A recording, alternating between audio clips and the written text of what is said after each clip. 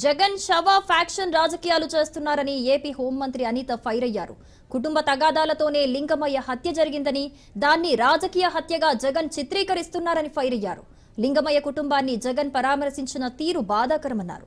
జగన్ మానసిక పరిస్థితిపై జారిపడుతున్నామని, జగన్ పాలనలో వైసీపీ సెక్షన్ల ప్రకారం పోలీసులు పనిచేశారన్నారు.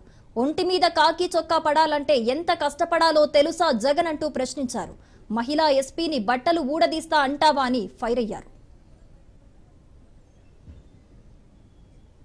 జగన్మోహన్ రెడ్డి ఏదో రకంగా శవ రాజకీయాలు చేసైనా ఫ్యాక్షన్ రాజకీయాన్ని మళ్ళా తెరలేపాలి అనే ఉద్దేశంతో నిన్న అతను చేసిన ఒక డ్రామాను చూస్తా ఉంటే ప్రజలు కూడా ఇలాంటి వాడినే ఇంతకు ముందు 151 సీట్లు ఇచ్చి మనం సీఎం చేశామని సిగ్గుపడే పరిస్థితి కనిపిస్తా ఉంది.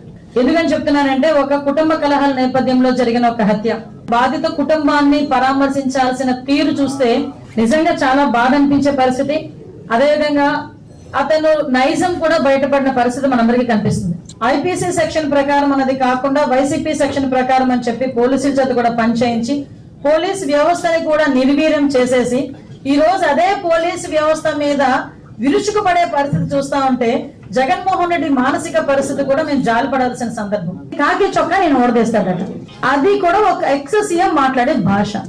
ఏమిటో నాకు ఒక అర్థం కావట్లే. అందులో ఆడవాళ్ళు ఉన్నారు. అనంతపురం ఎస్పీ ఒక లేడీ, అనంతపురం డిఐజీ ఒక లేడీ, అక్కడ చాలా మంది లేడీ పోలీస్ కానిస్టేబుల్స్ ఉన్నారు, లేడీ ఎస్ఐస్ ఉన్నారు.